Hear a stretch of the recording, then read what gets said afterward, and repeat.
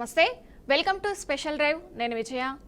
తెలంగాణ రాజకీయాల్లో కొత్త పార్టీల ట్రెండ్ మళ్ళీ మొదలైంది. రాష్ట్రంలో త్వరలోనే మరో కొత్త పార్టీ పురుడు పోసుకోబోతున్నట్టు టాక్ వినిపిస్తుంది. రిటైర్డ్ ఐపీఎస్ ఆఫీసర్ ఆధ్వర్యంలో న్యూ పార్టీ లాంచ్ కోసం పెద్ద ఎత్తులు చర్చలు సంప్రదింపులు సైతం జరుగుతున్నాయని సోషల్ మీడియాలో ప్రచారం జరుగుతుంది. ఇప్పటికే ఎమ్మెల్సీ తీన్మార్ మల్లన్న నూతన పార్టీని అనౌన్స్ చేయగా బీఆర్ఎస్ కు గుడ్ బై చెప్పిన కల్వకుంట్ల కవిత సైతం కొత్త పార్టీ దిశగా పావులు కదుపుతున్ననే ప్రచారం కూడా జరుగుతుంది. ఓవైపు రిటైర్డ్ ఐపీఎస్ ఆఫీసర్ సైతం రాజకీయ చదరంగంలోకి ఎంట్రీ ఇచ్చేందుకు ప్రయత్నాలు చేస్తున్నారనే ప్రచారం ఇప్పుడు రాజకీయ వర్గాల్లో ఉత్కంఠ రేపుతుంది. రాష్ట్ర రాజకీయాలు ఇప్పుడు బీసీ సెంట్రింగ్ గా నడుస్తున్నాయి. రాష్ట్రంలోని ఏ పార్టీ అయినా బీసీ ఉనికిని విస్మరించి ముందుకు వెళ్లే పరిస్థితి కనిపించడం లేదు. గత కొంతకాలంగా బీసీలలో చైతన్యం కోసం పనిచేస్తున్న BC intellectual forum chairman retired IAS Chiranjeevulu ఆధ్వర్యంలో కొత్త రాజకీయ వేదిక రెడీ కాబోతున్నట్లు కూడా టాక్ వినిపిస్తుంది. బీసీలకు జరుగుతున్న అన్యాయాల పట్ల పుస్తకాలు స్పీచ్ల రూపంలో తన గలం వినిపిస్తున్న చిరంజీవులు రాజకీయ పార్టీ స్థాపించే దిశగా ఆలోచన చేస్తున్నారని, ఈ మేరకు పలువురు మేధావులతో చర్చలు సైతం జరుపుతున్నట్టు సామాజిక మాధ్యమాల్లో కూడా టాక్ వినిపిస్తుంది. ఈ విషయంలోనే త్వరలోనే కీలక ప్రకటన సైతం ఉండబోతున్నది బీసీల కోసం పోరాటం చేస్తున్న ఆయన బీసీ సెంట్రింగ్ గా పార్టీని ప్రకటించే అవకాశాలు ఉన్నాయనే చర్చ కూడా జరుగుతుంది. ఇక రిటైర్డ్ ఐఏఎస్ అధికారి చిరంజీవులు పార్టీ లాంచ్ సమయం పేరు ఇంకా ఖరారు కానప్పటికీ ఈ ప్రయత్నాలు తెలంగాణ రాజకీయాల్లో బీసీ సాధికారిత చర్చను మరింత ముందుకు తీసుకుపోతున్నాయి. అయితే కేవలం ఒక వర్గాన్ని లక్ష్యంగా చేసుకుని స్థాపించే పార్టీలు ఒక బలమైన సిద్ధాంతం, స్థిరమైన క్యాడరు, సమగ్రమైన ఆర్థిక వనరులు లేకుండా నిలదొక్కుకోవడం కష్టం. ఈ కొత్త ప్రయత్నాలు కేవలం తాత్కాలికమేనా లేక కొత్త సమీకరణాలకు దారితీస్తాయన్నది రాబోయే నెలల్లో పార్టీల కార్యాచరణ, ప్రజల స్పందనపై ఆధారపడి ఉంటుంది. బీసీలకు ఆత్మగౌరవం, అధికారం, వాటా నినాదంతో ఇటీవల ఎమ్మెల్సీ తీన్మార్ మల్లన్న తెలంగాణ రాజ్యాధికార పార్టీ ప్రకటించాడు. అయితే మల్లన్న పార్టీ పేరులో బీసీ ఉంటుందని అంతా భావించారు. కానీ అనూహ్యంగా టీఆర్పీ పేరుతో తన పార్టీని అనౌన్స్ చేశారు. కానీ బీసీల కోసం ప్రయత్నాలు చేస్తున్న చిరంజీవులు పార్టీ పెట్టాలన్నదే తన ప్రయత్నం. అయితే ఆ పార్టీ పేరు ఏం పెట్టబోతున్నారు, ఎప్పటిలోపు అనౌన్స్ చేస్తారనేది తెలియాల్సింది. ఇక ఇదే విషయం గురించి మాట్లాడడానికి మనతో పాటు లైవ్ లో ఉన్నారు వేల్పూరి శ్రీనివాసరావు గారు సార్ ఉన్నారు. సార్ నమస్తే సార్. బాగున్నారా సార్? సార్, చూసుకున్నట్టయితే ఈ పార్టీలకు సంబంధించి ఇప్పుడు కొత్తగా ట్రెండ్ అవుతుంది సార్. పార్టీ పెడుతున్నామని కూడా, అంటే ఆ పార్టీ పెడుతున్నాం ఈ పార్టీ పెడుతున్నాం కూడా మళ్ళీ కొత్తగా ఇది ట్రెండ్ అవుతుంది. దీన్ని ఏమంటారు అసలు దీని గురించి? తెలంగాణలో మొదటి నుంచి కూడా బీసీ సామాజిక వర్గాలకి, దళిత సామాజిక వర్గాలకి, అదేవిధంగా గిరిజనులకి రాజ్యాధికారంలో పూర్తి స్థాయిలో అన్యాయం జరుగుతుందన్నమాట వాస్తవం. అయితే తీన్మార్ మల్లన్న గారు ఒక ఫైర్ బ్రాండ్గా ఉన్నారు. ఆయన బీసీ సమాజాన్ని చైతన్యవంతం చేయటం, దళిత సమాజ వర్గాన్ని చైతన్యం చేయటంలో మాస్ యాంగిల్లో డెఫినెట్గా కూడా సక్సెస్ అవుతారు. అయితే ఇక్కడ మన బీసీ ఇంటలెక్చువల్ ఫోరం చైర్మన్గా ఉన్నటువంటి ఐఏఎస్ అధికారి, నల్గొండ కలెక్టర్గా అనేక పోస్టులు కూడా చేసినటువంటి వ్యక్తి చిరంజీవులు గారు. ఆయనకి పూర్తి స్థాయిలో సామాజిక నేపథ్యం మీద, అదేవిధంగా తెలంగాణలో బీసీలకి జరుగుతున్నటువంటి అన్యాయం మీద ఆయనకి పూర్తి స్థాయిలో ఆయనకి అవగాహన ఉంది చిరంజీవులు గారు. ఆయన అంటే ఇక్కడ ఒక రాజకీయ పార్టీ ఇంకొక రాజకీయ పార్టీకి పోటీ కాదు. ఇక్కడ అనేకమైన రాజకీయ పార్టీలు ఉన్నాయి.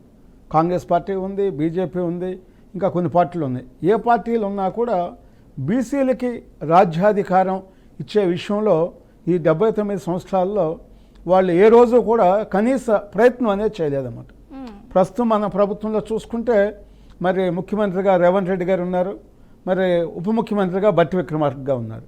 మరి 50% బీసీలు ఉన్నారని చెప్పేసి మన కులగణంలో మన గవర్నమెంటే చెప్పింది. చెప్పినా కూడా 50% ఉన్న వాళ్ళకి ముఖ్యమంత్రి కాదు కదా, కనీసం ఉప ముఖ్యమంత్రి కూడా ఇచ్చేటువంటి పరిస్థితి లేదంటే డెఫినెట్గా ఆ వర్గాల మీద వివక్ష ఉన్నది అనేది మనం చాలా స్పష్టంగా చెప్పొచ్చు అన్నమాట. అదేవిధంగా బీజేపీ కూడా ఆ బీసీలకి మరి బండి సంజయ్ గారు అధ్యక్షులుగా ఉన్నప్పుడు తర్వాత ఎన్నికల ముందు తీసేశారు. మరి బీసీలకు ముఖ్యమంత్రి ఇస్తామని బీజేపీ చెప్పింది. అయితే ఇవాళ ఫ్లోర్ లీడర్ బీజేపీ బీసీలకు ఇవ్వలేదు, రాష్ట్ర అధ్యక్ష పదవి బీసీలకు ఇవ్వలేదన్నమాట. కాంగ్రెస్ పార్టీ ఇంకొక స్టెప్ ముందుకెళ్ళి ఏం చేస్తుంది, పిసిసి అధ్యక్షుడిగా బీసీ ఇస్తున్నారు, ముఖ్యమంత్రి ఇష్యూ వచ్చేసరికి ఓసీకి ఇస్తున్నారు అన్నమాట. అంటే బీసీకి ఏ ఒక్క రోజు కూడా, అంటే ఈ 79 సంవత్సరాల్లో మరి 50% ఉన్న బీసీలకి ముఖ్యమంత్రిగా అవకాశమే కల్పించకపోవటం అనేది నిజంగా కూడా దురదృష్టం. అంటే ఇలాంటి ఇష్యూస్ అన్నీ ఉండబట్టే వాళ్ళు ఈ రాజకీయ పార్టీలు వస్తున్నాయి. మీరు నార్త్లో చూసుకుంటే, యూపీలో చూసుకున్నా, బీహార్లో చూసుకున్నా, లేదా మధ్యప్రదేశ్లో చూసుకున్నా, మన పక్క ఉన్న కర్ణాటకలో చూసుకున్నా, తమిళనాడులో చూసుకున్నా, ఎక్కడ చూసినా కూడా బీసీలు అనేక మంది ముఖ్యమంత్రులు అవటం మనం చూసాం. మరి ఆంధ్రప్రదేశ్ కానీ తెలంగాణలో కానీ బీసీలని కేవలం ఓటర్స్గానే ఈ రాజకీయ పార్టీలు అన్నీ కూడా ఉపయోగించుకుంటున్నారు. వాళ్ళని బీసీలు అంటే వీళ్ళు కీలకమైన పదవులకు వీళ్ళు పనికిరారు, వీళ్ళు బానిసలుగానే ఉండాలి, వీళ్ళని ఉంచాలి అనేటువంటి యాంగిల్గా పనిచేస్తున్నారు. మరి లక్షల కోట్లు కాంట్రాక్ట్ వర్క్స్ ఉన్నాయి, వాటిల్లో కూడా బీసీలకు కానీ దళితులకు కానీ ఎక్కడా కూడా వాళ్ళ కాంట్రాక్ట్స్ కూడా ఇవ్వటం లేదు. అక్కడ కూడా 2-3 వర్గాలకే ఇవ్వటం మనం చూసాము. అంటే ఆర్థికంగా కానీ, రాజకీయంగా కానీ, సామాజికంగా కానీ ఈ వర్గాలని మొదటి నుంచి కూడా అణచివేస్తున్నారు. అందువల్ల చిరంజీవులు గారు పార్టీ పెడతాం వల్ల బీసీ సమాజంలో డెఫినెట్గా ఒక లీడర్షిప్ అనేది వస్తుంది. మరి అనేక మంది, మరి తెలంగాణ వ్యాప్తంగా చూసుకుంటే దగ్గరగా ఒక 1000 మంది కొత్త లీడర్షిప్ వచ్చే అవకాశం ఉందన్నమాట. ఎందుకంటే లీడర్షిప్ కూడా రాజకీయ పార్టీలకి నాయకత్వం వహించాలంటే డెఫినెట్గా ఉండాలి. ఇతర రాజకీయ పార్టీలు బీసీలకి లీడర్షిప్ ఇవ్వట్లేదు. ఇవ్వనప్పుడు మనం ఫుల్ఫిల్ చేయడం కష్టము. అందువల్ల తీన్మార్ మల్లన్న గారు పార్టీ పెట్టినా, అదేవిధంగా మన చిరంజీవులు గారు పార్టీ పెట్టినా బీసీలకు కానీ దళితులకు కానీ డెఫినెట్గా న్యాయం జరుగుతుందని మనం చెప్పుకోవచ్చు అన్నమాట. మనం ఓకే, అంటే ఇప్పుడు ఏదైతుందో బీసీ అనేది 42% రిజర్వేషన్ ఇవ్వాలని కూడా చూస్తున్నారు. అసలు అది ముందుకెళ్లే విషయమే అంటారండి? అంటే బీసీలకి 50% రిజర్వేషను సాహు మహారాజ్ గారు 100 సంవత్సరాల క్రితం ఇచ్చారు. వాళ్ళు ఏదో కొత్తగా మనం రిజర్వేషన్స్ అని చెప్పేసి వాళ్ళు 50% జనాభా ఉంటే వాళ్ళకి 42% ఇస్తున్నాము, అది మేమే గొప్ప చేస్తున్నాం అని చెప్పుకుంటున్నారు. అయితే బీసీలు 50% ఉన్నారు, వాళ్ళకి మనం రిజర్వేషన్ ఇస్తున్నామని చెబుతున్నారు. కానీ ఆ రిజర్వేషన్ ఎంపీటీసీల్లో జడ్పీటీసీల్లో ఇస్తున్నామన్నారు. మీరు రిజర్వేషన్ ఎక్కడ ఇవ్వాలి? 50% ఉన్నవాడికి ముఖ్యమంత్రి పదవి ఇవ్వాలి, ఎమ్మెల్యేలు ఇవ్వాలి 50%, ఎంపీలు ఇవ్వాలి. అక్కడేమో 5% ఇస్తున్నారు ఎమ్మెల్యేలు ఎంపీల్లో. మరి ఇక్కడ వచ్చేసరికేమో మీకు వాలంటీర్లో రిజర్వేషన్ ఇస్తాము, లేదా అటెండర్ పోస్టులో రిజర్వేషన్ ఇస్తున్నాము అని చెప్తున్నారు. అంటే లక్షల కోట్ల కాంట్రాక్టుల్లో వాళ్ళకి ఏ విధమైనటువంటి వర్క్స్ ఇవ్వట్లేదు. దాంట్లో కూడా కూలీలుగా పెడుతున్నారు, రోజువారీ కూలీలుగా పెడుతున్నారు బీసీలని. మరి లక్షల కోట్ల కాంట్రాక్టులేమో ఎవరు అధికారంలో ఉంటే వాళ్ళే తీసుకుంటూ మనం చూస్తున్నాం అన్నమాట. అంటే ఈ రిజర్వేషన్స్ ఇవన్నీ ఏంటంటే మరి బీసీలను కానీ దళితులను కానీ వాళ్ళని ఒక కుట్ర చేయటానికి, వాళ్ళని ఒక మసిపూసి మారేజ్ కార్డు చేయటం తప్పితే ఏ ప్రభుత్వాలకు కూడా, ఆ ప్రభుత్వం ఈ ప్రభుత్వం అని కాదు, ఏ ప్రభుత్వాలకు కూడా బీసీల పట్ల దళితుల పట్ల చిత్తశుద్ధి లేదనేది చాలా స్పష్టంగా చెప్పొచ్చు మనం. ఇప్పుడు రాహుల్ గాంధీ గారు రాజ్యాంగం పట్టుకొని డైలీ ఆయన పార్లమెంట్కి వెళ్తాం ఏంది మనం చూస్తున్నాం. అంటే మెజారిటీగా ఉన్నటువంటి వ్యక్తులకు కీలకమైన పదవులు మనం ఇవ్వకుండా కేవలం ప్రకటనల కోసం చేస్తే ప్రజలు నమ్మే పరిస్థితి లేదు. అందువల్ల ఇవాళ తెలంగాణలో ఉన్నటువంటి బీసీ సమాజాన్ని, దళిత సమాజాన్ని చైతన్యం చేయాల్సినటువంటి బాధ్యత ప్రతి ఒక్క నాయకుడి మీద ఉంది. దాంట్లో చిరంజీవి గారు అనేక పుస్తకాలు తీసుకొచ్చారు, అనేక మెటీరియల్స్ నేను కూడా చూసాను అన్నమాట. చిరంజీవి గారు బుక్స్ చాలా ఇంపార్టెంట్ ఇన్ఫర్మేషన్, అంటే అనేక మందికి తెలియనటువంటి ఇన్ఫర్మేషన్ కూడా ఆ బుక్లో ఆయన యాడ్ చేశారు. ఎందుకంటే వాళ్ళ రాజకీయ వ్యవస్థే కాదు, న్యాయ వ్యవస్థలో కూడా బీసీలకు అన్యాయం జరుగుతుంది. మనం చూసుకుంటే సుప్రీంకోర్టు లాంటి కోర్టుల్లో కూడా ఆ రోజు ఏదో శివశంకర్ గారు 1982లో న్యాయశాఖ మంత్రి అయిన తర్వాత కొన్ని సంస్కరణలు తీసుకొచ్చారు కాబట్టి వాళ్ళు 4 బీసీలు సుప్రీంకోర్టులో ఉన్నారు. మహిళ అయితే ఇంతవరకు, అంటే సుప్రీంకోర్టు 1950లో ఏర్పడితే ఈ రోజు వరకు చీఫ్ జస్టిస్ ఆఫ్ ఇండియాగా ఒక్క మహిళకు కూడా అవకాశం రాలేదు. ఇంకా రాష్ట్రపతి అయ్యారు మహిళలు, ప్రధానమంత్రి అయ్యారు, మా అవకాశం రాలేదు. మహిళల పట్ల చిన్న చూపు. అదేవిధంగా బీసీలను కూడా ఎక్కడ మీరు హైకోర్టులో చూసుకున్నా, ఎక్కడ చూసుకున్నా కూడా వాళ్ళకి సరైనటువంటి అవకాశాలు ఇవ్వట్లేదు. దళితుల విషయం చెప్పండి, బీసీల విషయం చెప్పండి, మహిళల విషయం చెప్పండి, అన్ని వ్యవస్థల్లో, రాజకీయ వ్యవస్థనే కాదు, జ్యుడిషియరీలో కూడా, కీలకమైన జ్యుడిషియరీలో కూడా మహిళలకు కానీ, బీసీలకు కానీ, దళితులకు కానీ అవకాశాలు కల్పించాలి. అట్లా కాకుండా ఎవరు ముఖ్యమంత్రి అయితే వాళ్ళ బంధువులనే జడ్జిలను చేయటము, వాళ్ళనే కొలీజియంలో చేయటము, వాళ్ళే సుప్రీంకోర్టు జడ్జిలు అవ్వటం, ఇవన్నీ కూడా మనం ఒక 60 సంవత్సరాల నుంచి చూస్తే ఈ సిస్టమ్ అంతా కూడా మనకు చాలా క్లారిటీగా ఉంది. ఇప్పటికైనా కూడా రాష్ట్రపతి గారు, అదేవిధంగా చీఫ్ జస్టిస్ ఆఫ్ ఇండియా కానీ, ప్రధానమంత్రి కానీ, ఈ కొన్న ముఖ్యమంత్రులు కానీ సామాజిక న్యాయం చేయాలి, అన్ని వర్గాలకి న్యాయం చేయాలి అనేటువంటి ఎజెండాతో పనిచేయాలి. అట్లా చేయనప్పుడు డెఫినెట్గా ఎలాంటి ఎవరైతే తీర్మానం మల్లన్న మాకు న్యాయం జరగలేదు, ఈ రిజర్వేషన్ బోగస్ 30 లక్షల మంది బీసీలని వాళ్ళు కట్ చేసి తగ్గించి చూపించారు, 5% తగ్గించారని చెప్పేసి ఆయన విమర్శలు చేసి పార్టీలోనే ఎమ్మెల్సీగా ఉండి ఆయన సస్పెండ్ చేయడం మనం చూసాం అనమాట. మరి అదేవిధంగా ఇవాళ చిరంజీవి గారు కూడా అనేక మంది అధికారులు ఉన్నారు ఏపీలో కానీ తెలంగాణలో కానీ, ఎవరూ కూడా రిస్క్ తీసుకోలేదు. కానీ చిరంజీవి గారికి మరి బీసీల పట్ల ఉన్నటువంటి ఏదైతే ఆ కసి ఉందో, వీళ్ళకి అన్యాయం జరుగుతుంది అన్ని రంగాల్లో, మరి ఐఏఎస్ ఐపీఎస్ పోస్టుల్లో కూడా మరి బీసీల పట్ల ప్రభుత్వాలు సరైనటువంటి వైఖరి తీసుకోకుండా కీలకమైనటువంటి పోస్టులు ఏవైతే ఉన్నాయో ఎవరైతే అధికారం చెలాయిస్తున్నారో వాళ్ళ బంధువులకు ఇచ్చుకోవటము, బీసీలకు ఇవ్వకుండా నార్త్ ఇండియాలో ఎవరైతే అధికారులు ఉన్నారో వాళ్ళని తీసుకొచ్చి కేసీఆర్ హయాంలో కూడా తెలంగాణ ఆత్మగౌరవం అని చెప్పారు, తెలంగాణలో నిధులు నియామకాలకు అన్యాయం అన్నారు అని ఆయన కూడా తీసుకొచ్చి బీహార్కు సంబంధించినటువంటి సోమేష్ కుమార్ లాంటి వాళ్ళని పెట్టుకొని ఏం చేశారు మనం చూసాం అన్నమాట. తెలంగాణ ఆత్మగౌరవం అన్నప్పుడు డెఫినెట్గా ఇక్కడ మనకు అనేక మంది సమర్థవంతమైన అధికారులు ఉన్నారు, వాళ్ళందరూ కూడా చేయాలి. ఎప్పుడైతే చిరంజీవి గారు రాజకీయ పార్టీ అనౌన్స్ చేస్తారో డెఫినెట్గా ప్రభుత్వంలో కూడా కొంత కదలిక వస్తుంది. దానివల్ల బీసీలకు కానీ దళితులకు కానీ న్యాయం జరిగే అవకాశం డెఫినెట్గా ఉంటుందన్నమాట. ఓకే, అలాగే రిటైర్డ్ ఐఏఎస్ అధికారి ఆధ్వర్యంలో కొత్త పార్టీ ఏర్పాటు చేయడంపై రాజకీయ వర్గాల్లో కూడా ఉత్కంఠ ఎందుకుందంటారు అసలు?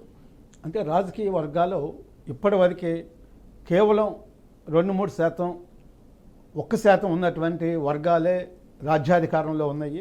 అంటే ముఖ్యంగా చెప్పాలంటే ముఖ్యమంత్రి స్థానంలో ఉన్న విషయం మనం చూసాం.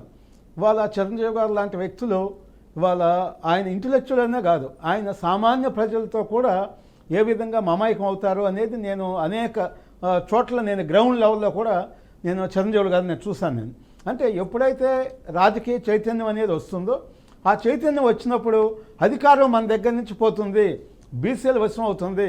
ఇది ఎప్పుడో 40-50 సంవత్సరాల క్రితమే ఈ రాష్ట్రంలో బీసీలు ముఖ్యమంత్రులు చేయాలి. కానీ మరి ఈ రాజకీయ పార్టీలు బీసీల పట్ల మొదటి నుంచి కూడా ఒక చిన్న చూపు చూడటం వల్ల వాళ్ళ దగ్గర ఫైనాన్షియల్గా కూడా వాళ్ళ దగ్గర కావాల్సినటువంటి పొజిషన్ లేదు. ఇవాళ ఏమవుతుంది రాజకీయాల్లో మనం చూస్తున్నాం, ఢిల్లీ లెవెల్లో ఏదైతే నేషనల్ పార్టీస్ ఉన్నాయో ఆ నేషనల్ పార్టీలో ఉన్నటువంటి నాయకుల్ని మేనేజ్ చేసుకుని కూడా ఇక్కడ మన పదవులు కొనుక్కుంటున్నారని మనం అనేక సందర్భాల్లో, ఈరోజు కాదు ఒక 20-30 సంవత్సరాల నుంచి ఢిల్లీ నాయకత్వానికి ఇక్కడ ఎవరైతే ఇన్ఛార్జీలుగా ఉంటారో వాళ్ళ కోట్లాది రూపాయలు ఇచ్చి పదవులు పొందుతున్నారో, కీలకమైన పదవులు అనేది మనం చూస్తున్నాం. బీసీలు మరి ఆ విధంగా 100 కోట్లు 200 కోట్లు ఇచ్చి పదవులు కొనుక్కునేటువంటి పరిస్థితుల్లో లేరు. అందువల్ల దానికి ఏంటంటే రాజకీయ చైతన్యం ముఖ్యం. ఎప్పుడైతే రాజకీయ చైతన్యం చేశారో తీన్మార్ మల్లన్న మాస్ యాంగిల్లో, అదేవిధంగా మన చిరంజీవులు గారు మరి టాప్ టు బాటం ఆయన ఎప్పుడైతే మరి చైతన్యం తీసుకొచ్చారో అధికారం మన చేతుల్లో నుంచి పోతుంది అనేటువంటిది అన్ని రాజకీయ పార్టీలు అయితే మటుకు గుబులు అయితే ఉంది. అది డెఫినెట్గా తొందరలో 2029కే బీసీలకి అధికారం వచ్చేటువంటి అవకాశం అయితే మటుకు తెలంగాణలో డెఫినెట్గా ఉంటుందన్నమాట. ఓకే, అలాగే ఎమ్మెల్సీ తీన్మార్ మల్లన్న కొత్త పార్టీని ప్రకటించిన సందర్భంలో పార్టీ పేరులో బీసీ ఉండకపోవడం ఏమైందో అసలు దాని గురించి వివరణ ఏమంటారు? అంటే రాజకీయ పార్టీ అనేది అన్ని వర్గాలకి సంబంధించింది, ఏ ఒక్క బీసీలకో కాదు. ఎందుకంటే సమాజంలో ఉన్నటువంటి అనేక సామాజిక వర్గాలు, అనేక మతాలు, మీరు కులాలని చెప్పండి అన్నీ ఉంటాయి. వీటన్నిటిని కూడా చూసుకోవాలి. ప్రతి ఒక్కరూ కూడా మన పార్టీకి ఓటేసినప్పుడే పార్టీ అధికారంలోకి వస్తుంది, అది ఏ రాజకీయ పార్టీ అయినా కానీ. అందువల్ల ఇక్కడ బీసీ పేరు పెట్టడం అనేది ప్రధానమైన ఇష్యూ కాదు. తీన్మార్ మల్లన్న అంటే డెఫినెట్గా బీసీ నాయకుడే అంటారు, అదేవిధంగా రేవంత్ రెడ్డి గారు అంటే రెడ్డి నాయకుడే అంటారు, అదే ఇంకో చంద్రబాబు నాయుడు గారు అంటే ఆయన కమ్మ నాయకుడే అంటారు అన్నమాట. మనం దళిత నాయకుడు అంటారు. ఎవరు మన వివేక్ గారు ఉన్నారు, జి వెంకటస్వామి గారు అబ్బాయి, ఆయన ఏ స్థాయిలో ఉన్నా ఎంతమందికి సర్వీస్ చేసినా కూడా దళిత నాయకుడు అంటారు తప్పితే ఆయన వేరే రకంగా పిలవరు అనమాట. అందువల్ల సమాజంలో ఈ కులాలకి ఇంపార్టెన్స్ పెరిగింది.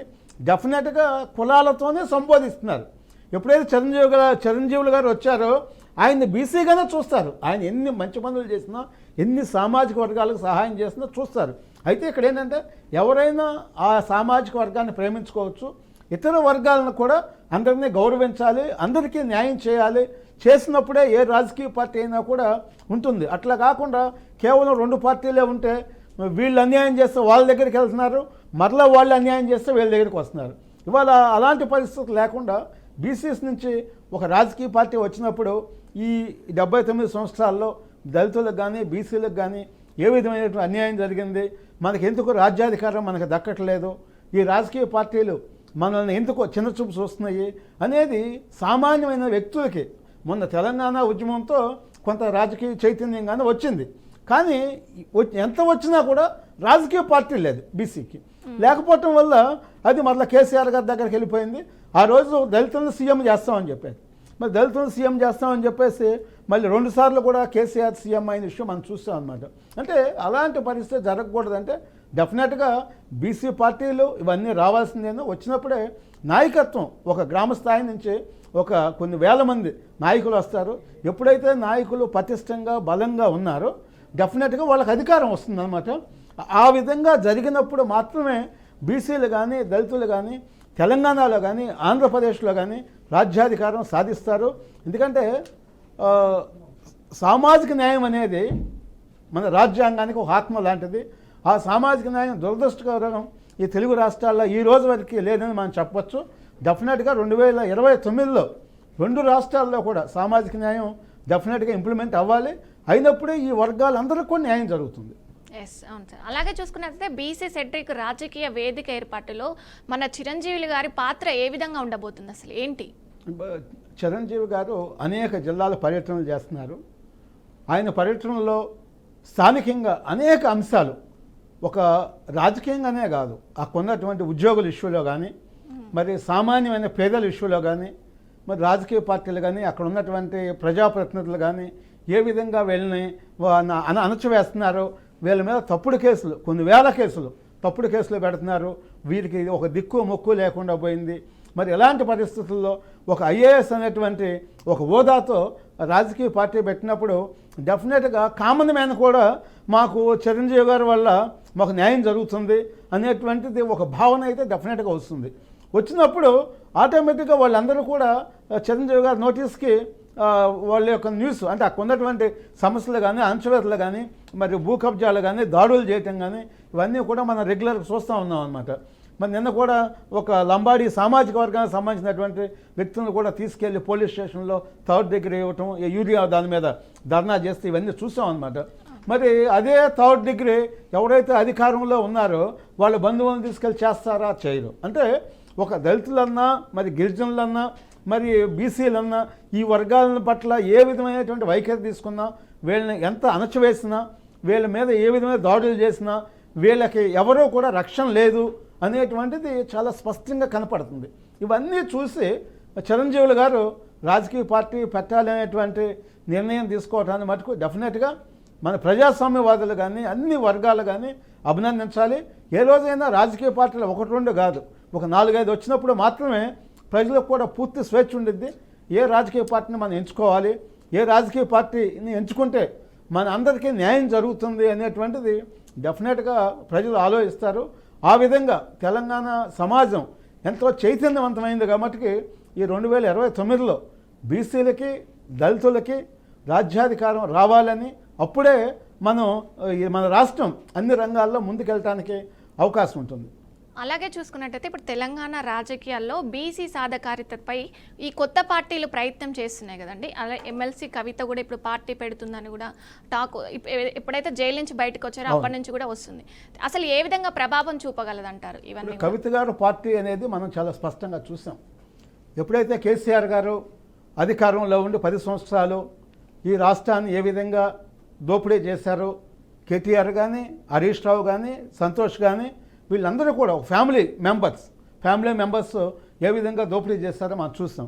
ఈ దోపిడీలో కవిత గారికి ఇవ్వాల్సినటువంటి వాటా ఏదైతే ఉందో 1000 కోట్ల అండి, 1,00,000 కోట్ల అండి, ఆ వాటా ఆవిడకి ఇవ్వలేదు.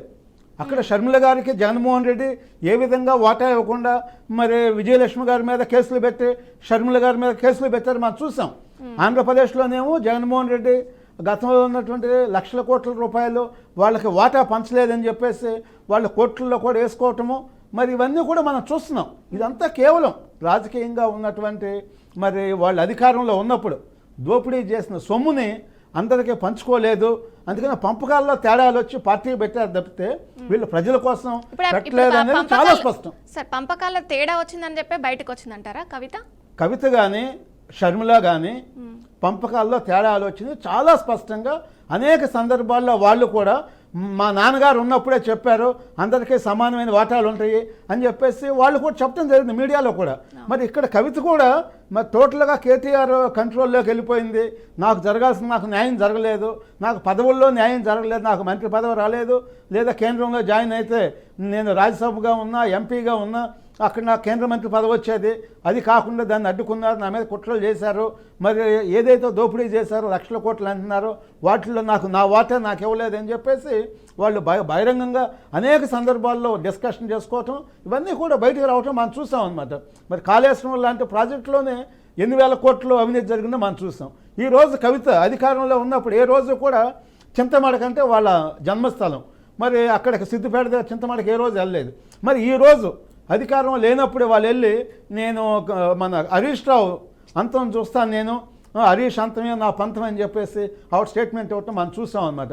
ఇవన్నీ ఏంటంటే రాజకీయ అధికారంలో నాకు ఈక్వల్ షేర్ రాలేదు, అదేవిధంగా దోపిడీ చేసినటువంటి లక్షల కోట్లలో నా షేర్ నాకు ఇవ్వలేదు అనేటువంటి తప్పితే ప్రజల కోసం కానీ రాష్ట్ర అభివృద్ధి కోసం కానీ కాదు అని చెప్పేసి మనం 100కి 100% చాలా స్పష్టంగా చెప్పొచ్చు.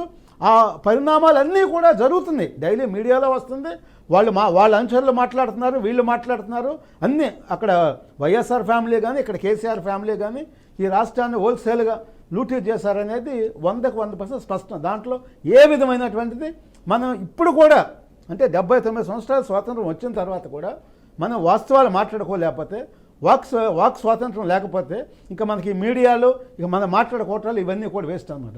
ఎందుకంటే ఒక రాజకీయ పార్టీలో ఉంటే నేను ఆ రాజకీయ పార్టీకి భజన చేసి మాట్లాడాలి.